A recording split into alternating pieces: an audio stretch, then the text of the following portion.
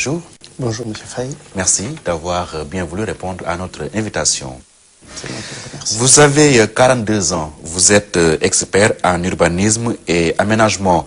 Vous vous définissez comme un amoureux du Sénégal et prêt à le défendre à n'importe quel prix. Raison qui vous a certainement poussé à annoncer votre candidature le 3 septembre 2011 à Milan, c'est en Italie. Alors, question préjudicielle, quelles sont les raisons qui fondent cet acte de candidature? Une ambition, un projet, d'urgence. D'urgence parce que nous sommes dans une situation qui nous impose de réagir et d'agir en bonne intelligence. Autrement, notre pays va sombrer dans le chaos. Nous en avons tous conscience, plus ou moins. On l'accepte ou on ne l'accepte pas. Mais nous savons que tous les signaux sont là pour indiquer que le Sénégal va mal. Et peut-être pourrait aller très mal. Et une ambition par rapport à notre pays, une ambition qui est liée à un projet, parce que ce n'est pas simplement une ambition de diriger le Sénégal, mais de diriger le Sénégal sur la base d'un projet, celui-ci très ambitieux, projet dont nous sommes certains de la capacité à sortir notre pays, à le faire émerger, à en faire un pays de référence. Vous dites que vous êtes le candidat de la rupture soutenu par les émigrés. Qu'est-ce qui fait de vous un candidat de rupture? Un candidat de rupture, je pense que par rapport aux propositions, surtout, par rapport aussi à l'âge, parce que 42 ans, ça ne correspond pas à ce que nous connaissons du personnel politique actuel, aussi par rapport à la trajectoire. Rupture, parce que je ne fais pas partie des caciques, ou en tout cas de ce que les partis que nous connaissons ont enfanté. Je n'ai pas une trajectoire PS, Andudjeuf, voilà. Vous n'avez pas un passé militant? J'ai un passé militant. Bien sûr que j'ai un passé militant. Dans quel parti? Mais dans aucun parti, justement, politique sénégalais. J'ai milité en tant qu'acteur associatif, en tant qu'acteur, si je puis dire, de la vie civile, ce qu'on appelle aujourd'hui la société civile, toujours près des populations, en tout cas en souffrance, des populations en difficulté, que ce soit en France, que ce soit en Italie ou que ce soit ici au Sénégal. Vous avez vécu longtemps à l'étranger. Qu'est-ce qui vous a poussé subitement à venir dire que je suis candidat, élisez-moi? Qu'est-ce qui fait de vous? Pourquoi les Sénégalais devraient-ils avoir confiance en vous? Pour beaucoup de raisons. Parce que, certes, il s'agit d'un rendez-vous du peuple sénégalais, mais le candidat, il ne vient pas tout seul dans cette aventure, dans ce projet. Il vient avec d'autres personnes. Et ces personnes, surtout, qui m'ont poussé et qui m'ont porté jusqu'à ce que j'arrive ici, ce sont les émigrés. Pas tous les émigrés, comme tous les libéraux, ne sont pas avec M. Wade, comme tous les socialistes ne sont pas avec M. Dian. Donc, les émigrés, en tout cas, avec lesquels j'ai discuté de ce projet-là, et aussi des émigrés qui m'ont fait la proposition, mais une proposition qui a rencontré une ambition. Donc c'est pour cette raison-là que les Sénégalais devraient nous faire confiance parce que je suis avec les émigrés. Ces gens-là, si je puis dire, qui sont des humanitaires dans ces pays sans aucune forme de contrepartie. Les émigrés construisent des écoles, les équipes, construisent des hôpitaux, les équipes, achètent des ambulances et font bien d'autres choses. Et le jour de l'inauguration, la photo, ils ne sont même pas là. Donc ces gens-là qui font pour ces pays simplement par générosité, simplement par solidarité. Donc, comme je le dis souvent en Wolof, nous n'avons pas la clé de la maison. Et pourtant, tout ce que nous avons, nous le faisons rentrer dans la maison.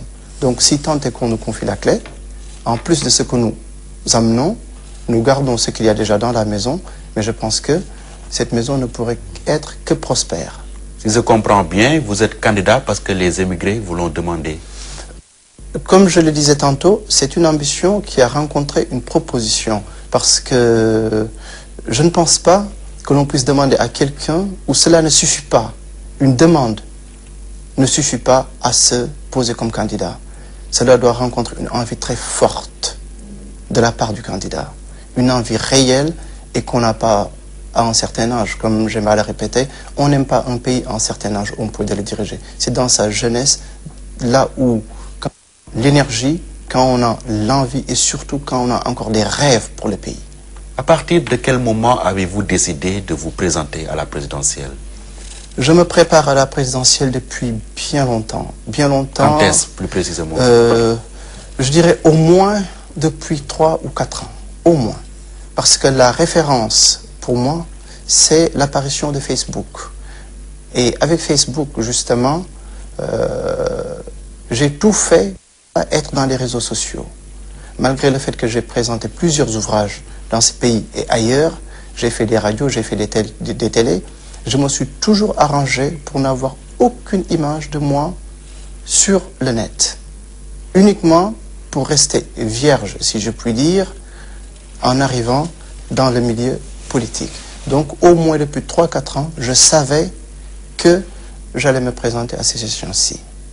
Et qu'est-ce qui vous gêne dans la manière où le pays est gouverné actuellement? Ce qui me gêne, c'est ce qui gêne tous les Sénégalais. Surtout, c'est la souffrance des Sénégalais. Parce que je suis resté 17 ans en Europe, en France principalement et à Paris. Mais tous les ans, je viens au moins 1 fois, 2 fois au Sénégal. Donc j'ai vu le pays évoluer.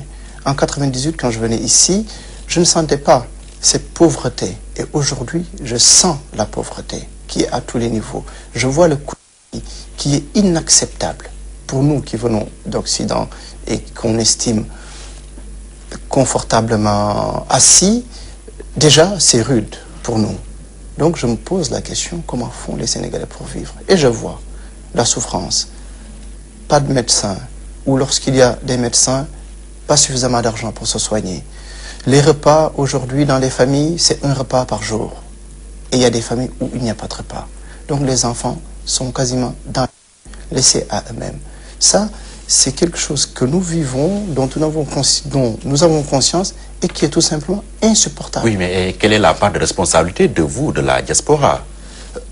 Heureusement que la diaspora est là.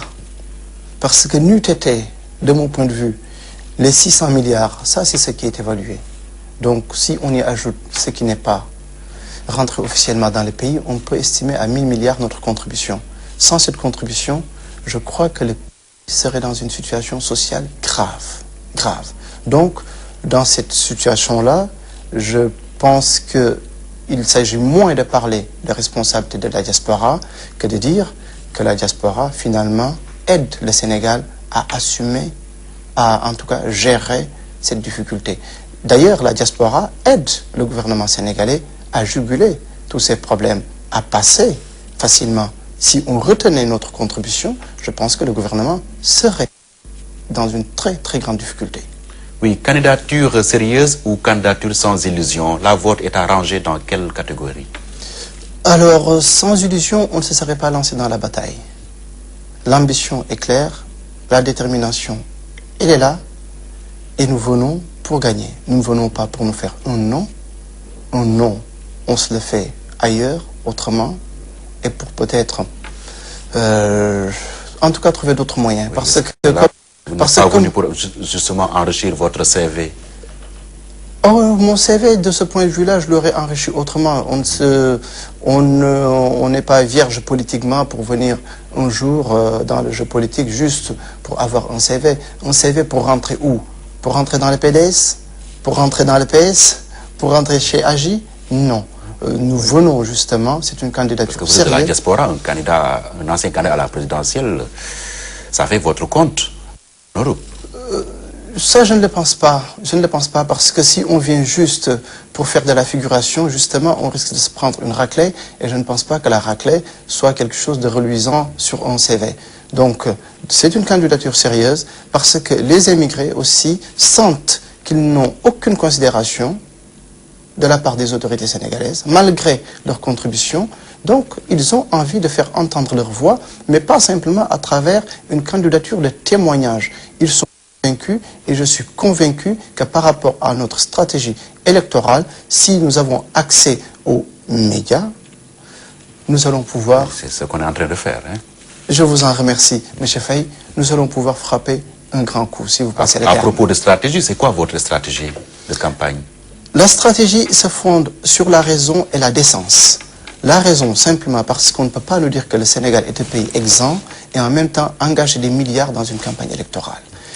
En même temps, C'est un schéma où ceux qui ne se sont pas servis avec les... Nous proposons une campagne juste, une campagne honnête, une campagne durant laquelle les candidats ne vont pas dans les campagnes pour imposer à mes frères et sœurs paysans tout ce luxe, toute cette richesse, avec des 4x4, avec je ne sais quoi encore, des sirènes, des gyrophares. Cela veut dire que vous n'avez pas moyen de battre campagne aussi? Ah, pas du tout, ce n'est pas une histoire de moyens. Si nous avons l'ambition de la rupture, il ne faudrait surtout pas que l'on fasse ce que les autres ont fait jusqu'ici, des méthodes qui ont fait sombrer notre pays. C'est moins une histoire de moyens qu'une histoire de choix idéologique, de choix philosophique, si je puis dire. Parce que le Sénégal, on peut faire campagne, son téléphone portable, son Facebook, l'émigré appelle sa famille et c'est leur demande de faire. Vous êtes dans vos salons, mes frères émigrés, vous êtes dans vos salons, mes frères du Sénégal, vous appelez vos frères, vous appelez vos sœurs, vous leur dites tout simplement qu'avec Sounata Nguéré ou qu'avec Damel Maïssa Fall, vous tenez le candidat capable de sortir notre pays de la situation dans laquelle il se trouve. Et vous ne sortez pas de chez vous, ça vous coûte à peine 2 € ou peut-être 1000 francs de crédit. Et personne ne gaspille de l'argent. Et les dés sont joués. Le pays, en même temps, n'est pas démobilisé pendant 1 mois ou 2 mois de campagne électorale. Tout ce folklore, tout ce cirque qui ne sert à rien. Depuis le début de l'émission, vous ne vous adressez qu'aux émigrés. Et cela veut dire que les autres couches de la société ne comptent pas pour vous? Alors, l'émigré est parti du Sénégal. L'émigré a ici un père, une mère. Ils ne peuvent pas seuls vous faire gagner une élection. Une famille. Donc, quiconque parle des émigrés, parle des Sénégalais. Parce qu'il n'y a pas de Sénégalais sans émigrés. Et tout ce que l'émigré a, il l'injecte dans l'économie sénégalaise. Donc, parler de l'émigré, c'est parler du Sénégal, finalement. Mais quand je parle de cet électorat-là, c'est justement un électorat qui est un peu épargné par les mœurs politiques corrompues du pays. Donc personne ne peut faire pression sur eux, personne ne va leur remettre une casquette et puis les embarquer dans un minicar et puis les traîner un peu partout. C'est pour cette raison-là que je m'adresse à cet électorat qui est moins vulnérable par rapport à la stratégie de corruption qui est le fait de certains partis. Mais je m'adresse naturellement aux Sénégalais. Notre conseil politique compte 100 personnes, les 50 sont dans la diaspora, les 50 sont au Sénégal. Là, je fais campagne, je suis en tout cas au Sénégal depuis au moins une vingtaine de jours. Je suis dans la campagne sénégalaise avec des émigrés. Qu'avez-vous vu durant votre tournée? Je suis avec les Sénégalais qui vivent au Sénégal. Qu'est-ce que vous avez vu durant votre séjour dans les localités du pays? De la colère, de la désillusion par rapport aux espoirs, à l'espoir qu'avait suscité M. Wade, et surtout de la pauvreté. De la pauvreté. Quand je vais dans les campagnes du Cayor et que je vois les femmes traiter le mil comme à l'époque de nos grands-mères, alors que la technologie est là, est disponible, je me dis que ces politiques-là n'ont vraiment aucune compassion pour les populations. Quand je vois que dans les villages, les enfants ont besoin de faire 4 kilomètres pour aller à l'école, je me dis que ces gens n'ont aucune compassion pour les enfants de ce pays. Quand en zone urbaine, nous voyons ces jeunes qui boivent du thé à longueur de journée, ces jeunes qui se tournent les pouces à longueur de journée, je me dis que nos politiques ne se soucient absolument pas de notre jeunesse. Naturellement, tout cela se comprend parce que nous avons une classe politique qui a atteint l'âge où on n'a plus de rêve pour un pays. Donc il faut avoir des rêves, il faut avoir l'énergie, il faut avoir l'envie pour pouvoir mobiliser tous ces jeunes. Et naturellement, la probité qui amène ces jeunes à croire en vous. En termes clairs, vous disqualifiez la classe politique actuelle? Elle s'est disqualifiée toute seule. Comment? Par le mode de gouvernance, par le clientélisme, par une propension à la corruption, par la transhumance. Je pense que c'est des choses que je n'ai pas créées, que Sounata Nguéré n'a pas créées, que le Sénégalais lambda n'a pas créé. Tout ceci est particulièrement développé dans les milieux politiques, avec le personnel politique en place. Il y a naturellement d'autres Sénégalais ambitieux qui aiment ce pays et qui n'ont pas toute cette art, si je puis dire. Je ne les disqualifie pas, ils se sont disqualifiés tout seuls. C'est un tableau très sombre hein, de la situation du pays. Maintenant, que proposez-vous concrètement? Votre projet de société, c'est quoi exactement? Ramener déjà le pays sur la voie de ce que j'appelle les valeurs fondamentales qui font un grand peuple. Un grand peuple ne peut pas se construire sans des valeurs de dignité, sans des valeurs de probité, sans l'humanité, sans la compassion, sans la solidarité. On ne peut pas avoir un grand peuple. D'abord, ramener ces valeurs-là. Et naturellement, ramener ces valeurs-là, ça veut dire combattre la corruption qui mine notre société. Et ce qui m'impressionne, c'est que depuis que j'ai commencé, en tout cas, à communiquer par rapport à ma candidature, que j'ai expliqué que le premier point de notre programme politique, c'est la mise en place d'un Conseil national de lutte contre la corruption et l'enrichissement illicite. Je n'ai pas entendu les médias relayer, je n'ai pas entendu non plus le personnel politique relayer, comme si l'idée était saugrenue, comme si l'idée était mauvaise. Peut-être vous qui communiquez mal, peut-être. En tout cas, par rapport à l'opinion, par rapport aux personnes que je rencontre, qui ne m'ont jamais vu, qui ne m'ont jamais entendu en tant que politique, tout le monde adhère à cette idée. Donc je pense avoir bien communiqué de ce point de vue-là. Peut-être qu'il y a certains qui n'entendent pas, ou qui ne voudraient pas entendre, ou qui n'ont vraiment pas envie que la situation du pays change. Mais ceux qui ne sont pas les pouvoirs dominants dans ce pays, à savoir les politiques, les médiatiques, les spirituels et l'économique, à savoir les Sénégalais lambda, les Sénégalais ont envie, non pas de changement. Ça ne suffit pas, on a fait du sopi. On a vu, là où ça mène le pays, les gens ont envie de plus. Cette rupture que l'on appelle en wolof njérital, ce qui se passe dans ce pays, il faut l'enterrer. Oui, soyez au courant. Sur le plan de l'emploi des jeunes, que comptez-vous faire?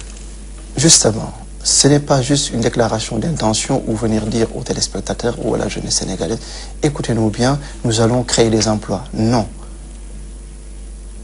En ce qui concerne l'enseignement, par exemple, nous allons généraliser l'enseignement artistique. Généraliser. On ne dit pas que c'est dans telle ou telle localité. Généraliser l'enseignement artistique. Et vous ne croyez pas, généraliser l'enseignement artistique, là, on va pouvoir absorber combien de jeunes? C'est de la musique, c'est du théâtre, c'est de la danse. Autant d'artistes sont dans ce pays et qui ne vivent pas de leur art. Et donc, en généralisant l'enseignement artistique, on peut absorber tout. Peut-on développer un pays à partir de la danse? J'ai bien dit, c'est de la musique, c'est de la danse, c'est du théâtre et c'est d'autres formes. La culture est vaste. Donc, et la danse, naturellement, on peut en faire une industrie. Allez à Cuba, ils ont fait de la musique une industrie. Le Sénégal même a une industrie musicale. Donc la danse aussi, on peut en faire une industrie. Tout dépend de la volonté politique que nous avons. Prenons le secteur de l'agriculture.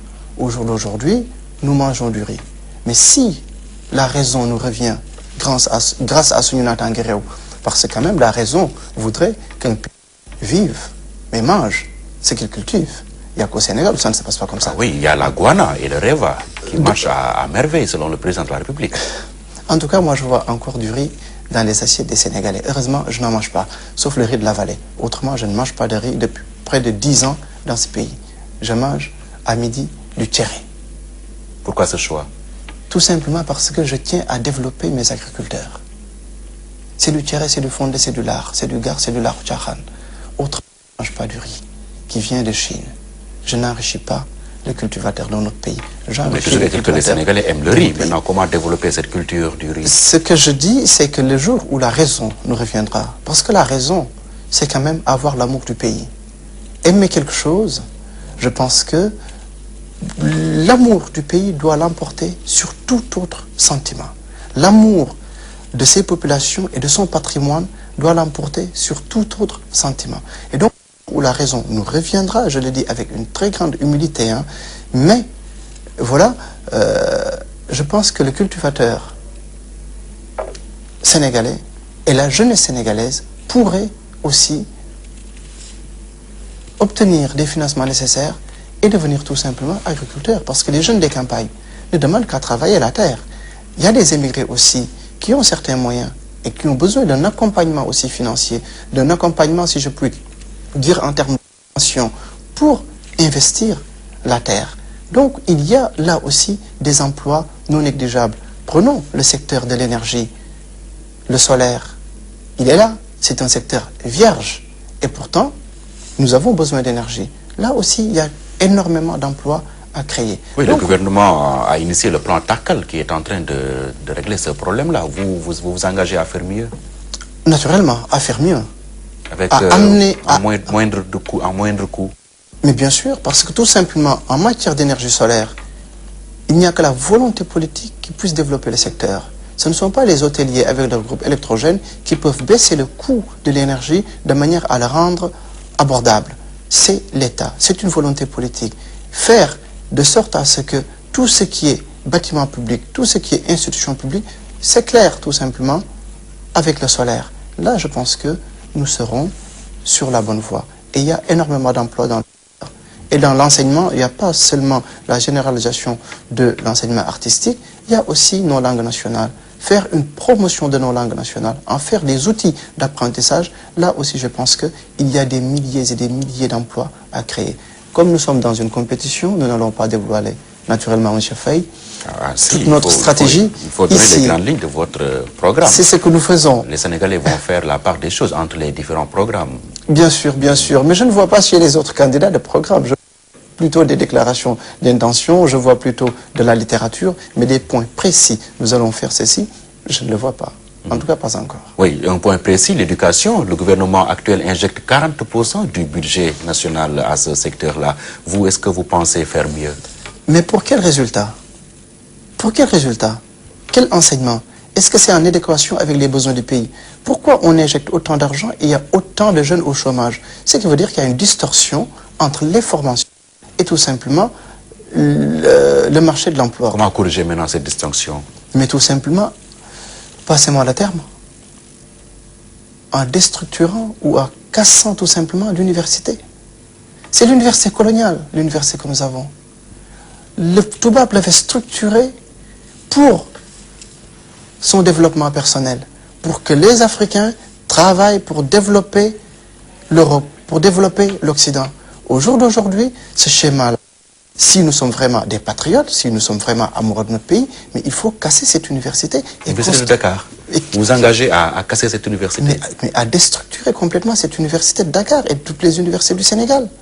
Et si je pouvais, toutes les universités du continent africain, avec naturellement le personnel, avec les universitaires, avec les étudiants, pour que tout soit orienté dans le sens du développement du Sénégal et dans le sens du développement du continent africain et de son patrimoine. Donc il n'y aura plus d'université au Sénégal sous votre magistère?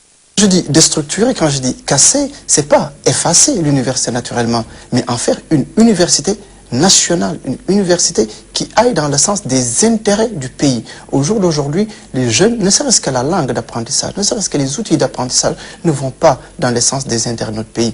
Aujourd'hui, l'Indonésie nous envoie des ambulances et nous envoie d'autres choses. Pourtant, à l'époque des indépendances, l'Indonésie, si le Sénégal n'était pas plus avancé que le Sénégal. Pourquoi? Parce que c'est des pays qui ont fait le choix, dès le départ, d'enseigner dans leur langue nationale.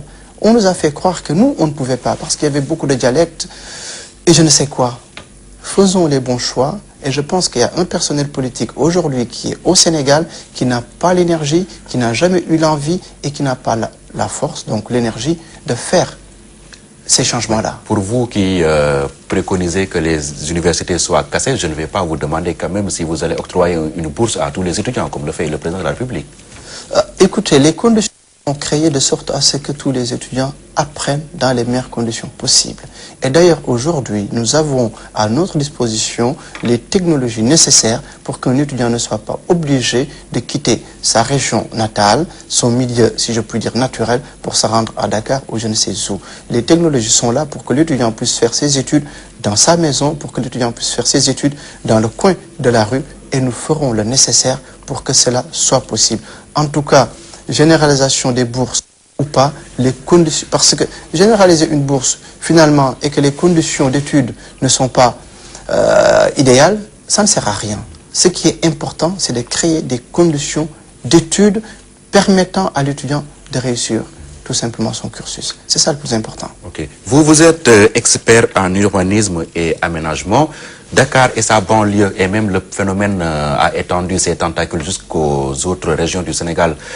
Toutes ces régions connaissent chaque année des inondations. Quelle est votre politique d'urbanisation, d'assainissement pour éviter ces inondations récurrentes? Déjà, construire dans les zones non inondables, tout simplement. Laisser tranquille les anciens cours d'eau, mais je pense qu'il n'en reste plus, on en construit partout. Il faut bien savoir que compte tenu de l'urbanisation et donc de la couverture des espaces d'infiltration, il y aura de plus en plus des eaux qui vont ruisseler. Et naturellement, l'eau cherchera toujours à trouver un chemin. Ce que nous préconisons naturellement, c'est de créer des réseaux d'assainissement. Mais les réseaux d'assainissement, il ne faut pas se faire d'illusions, que ce soit un gouvernement Sounina Tanguéré ou un gouvernement libéral ou socialiste, les deniers qui seront nécessaires à faire tous ces réseaux-là, le Sénégal n'en dispose pas pour l'instant. Ça, c'est certain. Seulement, il faut se dire, est-ce qu'on va attendre 30 ans encore pour poser la question au personnel politique qui sera là dans 30 ans? Ou alors est-ce qu'il va falloir faire venir les Chinois pour creuser à notre place? Le Sénégal, en tout cas avec nous, nous mettrons les moyens qui seront à notre disposition à la construction des réseaux. Mais si les moyens ne suffisent pas, comme nous le pensons, nous serons suffisamment convaincants pour faire comprendre aux jeunes Sénégalais qu'il va falloir qu'on aille tous ensemble creuser ces canalisations. Et nous, Sounina Tanguéré, toutes les personnes qui sont avec moi, nous sommes prêts à nous baisser, à nous mettre en rangieuse et à creuser les canalisations qui feront disparaître les inondations de notre pays. Et le personnel politique en place n'est pas prêt à ce jeu-là. Voilà. Nous entrons maintenant de plein pied dans la rubrique questions classiques, une série de questions qu'on pose à tous les candidats à la présidentielle. D'abord, vos bailleurs, qui sont-ils? Comment entendez-vous financer votre campagne électorale? Par quels moyens? Par quels moyens? Des moyens naturellement personnels, parce que lorsqu'on a certains projets aussi importants, il va falloir aussi que personnellement que l'on fasse les sacrifices nécessaires pour cela. Associer à cela les personnes qui partagent cette idée, qui partagent ce projet, et parmi ces personnes, naturellement, il y a des amis, parmi ces personnes, il y a la famille, naturellement. Nous sommes au Sénégal, il ne faut jamais l'oublier. Principalement, c'est ça. Et les émigrés qui se reconnaissent dans ce projet-ci. Mais derrière le projet de Sounina Tanguéré, ou derrière la candidature de Damel Meïssa Fall, il n'y a pas de financiers, il n'y a pas de groupe du bâtiment, en tout cas de groupe économique. Pas de tapis dans l'ombre qui tire les ficelles. Exactement, qui tire les ficelles, et à qui il va par la suite rembourser, et avec de gros bénéfices. Nous ne sommes pas là en train de jouer l'avenir du Sénégal pour qui que ce soit. Ce sont nos propres deniers que nous engageons, et comme je l'ai dit, quiconque n'est pas capable d'engager 65 millions dans l'avenir du Sénégal, voire plus pour sauver le Sénégal, si on est convaincu de détenir la solution, je pense que cette personne-là n'aime vraiment pas le Sénégal, tout simplement. L'argent risque de jouer un rôle déterminant dans les élections. Certains diront que c'est malheureux, mais quand même c'est la réalité. Alors, est-ce que vous pensez pouvoir soutenir la comparaison par rapport aux autres candidats? Moi, je n'ai jamais touché aux deniers publics. Donc, c'est de l'argent privé qui va irriguer notre campagne. Est-ce qu'il y a d'autres qui ont touché à des deniers publics? C'est ce que vous êtes en train de dire? Ça, je pense que tous les jours, ils sont eux-mêmes en train de se, passez-moi le terme, de se flinguer et de se vilipender les uns les autres. Je pense que je n'invente rien. Nous, en tout cas, c'est notre argent que nous engageons, c'est notre temps, c'est notre énergie, ce sont nos militants qui ne nous suivent pas pour de l'argent. Quand nous les appelons, nous ne les mettons pas dans les bus que nous payons, ils répondent à nos appels, ou lorsque, et c'est souvent le cas, nous nous déplaçons vers eux, parce que peut-être nous avons davantage de moyens qu'eux. Donc dans cette affaire-là, il n'y a pas de lobby derrière, ce sont des personnes de bonne volonté, des patriotes, des gens surtout qui sont convaincus de la solution pour sortir notre pays de la situation dans laquelle il se trouve, oui, tout simplement. Après la question des bailleurs vient celle Aujourd'hui, sur quel appareil vous comptez vous appuyer? C'est sûr que ce n'est pas l'appareil du PS, ce n'est pas l'appareil du PDS, mais un peu partout dans le Sénégal, nous avons des représentants qui sont bien assis, qui sont bien en place, qui sont convaincus par notre projet et donc qui nous représentent, que ce soit à l'intérieur du pays, que ce soit à l'extérieur du pays. Et l'appareil, quelqu'un qui fait de la politique avec le soutien des émigrés, je pense que l'appareil est là. Je pense que les émigrés sont même mieux implantés que les partis qui ont fait ici 40 ans ou 50 ans. Il n'y a pas un seul village du Sénégal sans un émigré. Donc nous sommes partout. Nous sommes partout. Oui, une élection présidentielle, c'est avant tout également une base électorale où on ne vous connaît pas de fief aujourd'hui. Votre fief, c'est où, votre fief électoral? Alors, j'ai la chance d'en avoir 3. J'ai la chance d'avoir Thiès, où j'ai grandi. J'ai la chance d'avoir le Cayor, où sont mes racines. J'ai la chance d'avoir aussi l'étranger, la diaspora. Oui. Donc, certains peuvent se prévaloir d'une localité, je peux me prévaloir de 3. Et donc, et partout, ce ne sont pas comme ça juste des citations. Ce sont, je cite avec des preuves à l'appui, que partout, j'ai des soutiens, en tout cas, et vous avez cité l'exemple de Thiès, mais Thiès, c'est le fief de Idrissa Seck. Hein? Il est intouchable là-bas. Est-ce que vous pensez pouvoir réussir à supplanter l'hégémonie Idrissa Seck? Prenons la Rome antique, la Grèce antique. Prenons le règne nazi. C'était les armes, des canons, des mitraillettes. Pourtant, tout ça a été balayé. Donc, le règne d'un maire dans une ville par rapport à tout ça, c'est dérisoire. Donc, M. Seck n'est pas indéboulonnable. M. Seck est bien déboulonnable. Et notre ambition, c'est de prendre, au-delà du pays, de prendre naturellement la ville de Thiès. Okay.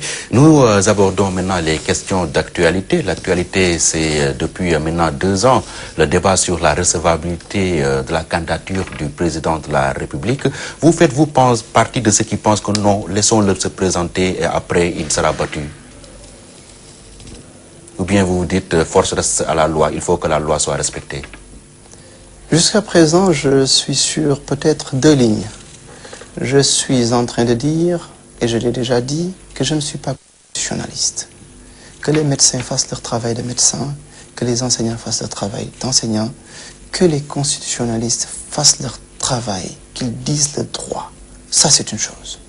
L'autre chose, c'est que si M. Wade, comme il aime tant à le répéter, aime la jeunesse de son pays, M. Wade doit entendre la jeunesse de son pays. M. Wade doit entendre son peuple. Hier, il est passé à Thiès pour aller à Khombol. Il s'est fait huer à certains endroits. Par vos hommes, peut-être? Par les peuples, par les Thiessois. À certains endroits, il y avait une 50aine de personnes. À d'autres endroits, c'est des gens qui ont été payés, des jeunes qui conduisent les Jakarta, pour, disons, rendre tout ça plus folklorique.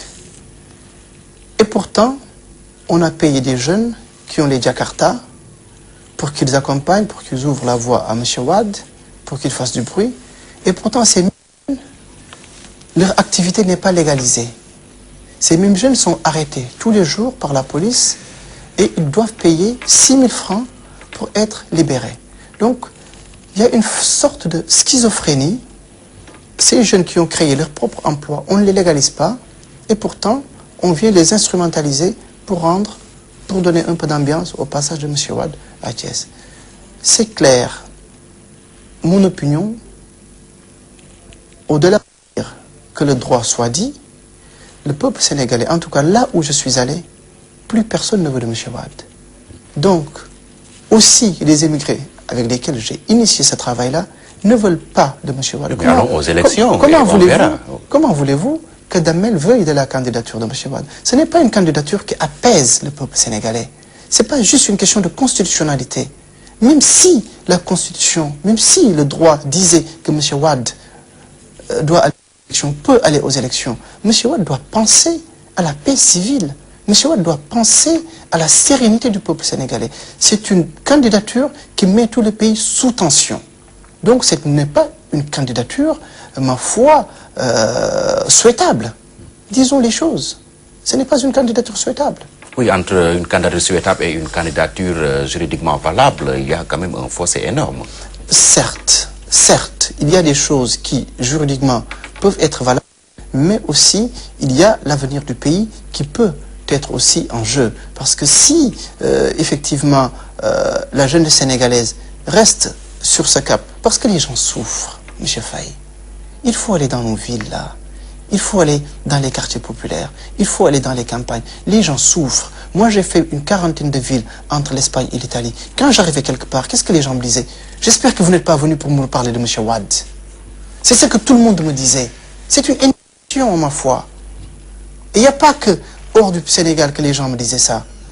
Ici aussi au Sénégal, moi je sors entre guillemets de nulle part. Et pourtant, quand j'organise des réunions, il y a du monde. Mais pourquoi? Parce que les Sénégalais, au-delà de M. Wade, n'en veulent plus de ce personnel politique. Et il faut entendre les Sénégalais. Les Sénégalais méritent plus que ce qu'on est en train de leur imposer. Ils veulent autre chose, proposons-leur autre chose. Et Souniona Tanguerew et Damel Maïsafal font partie de cette proposition. Voilà. J'aimerais également vous entendre dire un mot sur la situation à Benno Siggil, Sénégal, qui est maintenant un monstre à deux têtes. Benno qui a entretenu le mystère depuis des années autour de la candidature unique qui implose maintenant. Vous avez envie de dire quoi? Nous, je pense que tout cela amusait les Sénégalais, tout cela les tenait un peu en haleine, entre guillemets. C'était un climat de campagne électorale, donc tout cela c'est bien. Mais tout le monde savait que c'était un cul-de-sac, que ça n'allait pas marcher. Les individus, en tout cas les ténors de Benno, c'est des personnes qui n'ont jamais, passez-moi le terme, roulé pour le pays, qui ont toujours roulé pour eux-mêmes. Mais autour d'une candidature, ils allaient continuer à rouler pour eux-mêmes. Ils n'ont rien fait de surprenant. Je ne sais pas qui est surpris, mais quiconque aime ce pays, quiconque regarde bien les uns et les autres faire, n'est pas surpris. Vous dire que cet éclatement fait notre affaire, nous, candidats indépendants? Non, je ne suis pas cynique à ce point-là. Je ne suis pas dans ces stratégies-là. Moi, ce qui m'importe, ce sont les Sénégalais. Les Sénégalais souffrent. Comment apporter des réponses à leurs souffrances? Il n'y a que cela qui m'importe. Ce qui se passe à Benno, ce qui ne se passe pas à Benno, j'ai quand même envie de dire aux journalistes, ou en tout cas à certaines personnes qui ont participé aux assises nationales, voulez en faire la référence. Quiconque n'a pas participé aux assises, ma foi, ne détient pas la solution. Qui avait-il aux assises, finalement? Ce sont les mêmes. Ce sont les mêmes qui étaient aux assises. Et ce sont les mêmes qui étaient aux affaires pendant 40 ans. Et ces gens-là ont voulu faire des assises sans pour autant donner aucun engagement par rapport à l'avenir du pays, par rapport à la lutte contre la corruption. Et ces gens-là ont fait des assises, ces gens-là ont fait Benno, mais les résultats ne sont pas... Vous les assises, vous n'y croyez pas? Écoutez, on peut aimer le Sénégal, avoir la solution sans vous avoir été aux assises. Et surtout les assises, il y avait qui? Mais ma foi, il y avait le PS. Le PS qui a fait son... Il y avait aussi la société civile, toutes les couches de la société y étaient représentées. Écoutez, d'ailleurs, j'ai un message à dire. Moi, tous ces concepts venus d'Occident, alors on attend que les Occidentaux créent des concepts, après, les Africains sont derrière en train d'ergoter. Un concept importé. Concept importé, et les Africains sont en train d'ergoter. Socialisme, importé. Communisme, importé. Libéralisme, importé. Société civile, importé. Nous parlons de Natangé. Prospérisation. Que les Sénégalais écoutent bien. Nous parlons de prospérisation. L'Occident ne l'a pas créé, et l'Occident, lorsqu'il entendra ça, se dira, mais tenez, les nègres sont en train de créer quelque chose. C'est ça qui nous importe. Vous n'êtes d'aucune coterie, vous n'êtes d'aucune obédience. Ah mais heureusement que non. Parce que toutes ces obédiences-là, là où ça a été créé, les gens sont en mal avec leur concept. Les Occidentaux, le libéralisme, ils sont en mal avec leur libéralisme. Le communisme, je pense a été balayé. Nous parlons de prospérité. Les Sénégalais souffrent. Comment amener la solution? Comment rendre leurs souffrances, les alléger et surtout les faire disparaître? Oui. Rendre les Sénégalais prospère. C'est ce qui nous importe. Dernière question, c'est sur votre look. Dreadlocks. Pensez-vous qu'un candidat à la présidentielle doit avoir ce look? C'est parce que Walfadjri vient de m'inviter maintenant. Autrement, à Walf, on saurait que ce débat a été évacué depuis bien longtemps parce que j'ai apporté des éclairages très précis par rapport donc, à cette coiffure. Parce qu'il ne s'agit pas de dreadlocks, je dirais Ndiagne ou Djimbri Keleng. Et donc, quand on cherche dans nos traditions, de Mame Cheikh Ibrahima Fall à Boursine Komodofen jusqu'à l'Égypte ancienne, je pense que je suis très très bien nassi, très bien à ma place, parce que les hommes de grande valeur dans nos cultures avaient cette coiffure-là. Mais je n'irai pas sans dire qu'aujourd'hui, ce qui préoccupe les Sénégalais, c'est moins ma coiffure que les propositions que je leur apporte. Et je redirai que pour quelqu'un qui, entre guillemets, ne sort de nulle part, toutes les portes qui s'ouvrent à mon passage indiquent que les Sénégalais, ce qui leur importe aujourd'hui, c'est qui détient la solution, mais pas qui a les lunettes ou qui a une coiffure longue ou pas. Voilà. Merci Damel Meïssa Fall, candidat à la présidentielle et président du parti Sunu Natangué Réew. Walfadjri également par souci d'équilibre et de justice veut inviter tous les candidats sur ce plateau afin que les Sénégalais qui sont chez eux et qui suivent ils pourront faire la part des choses, faire leur choix en définitive. Donc ça a été un plaisir pour nous de vous avoir reçu sur ce plateau d'opinion. C'est moi qui vous remercie. C'est un plaisir partagé. Mesdames et messieurs, rendez-vous est pris pour dimanche prochain. Merci et au revoir.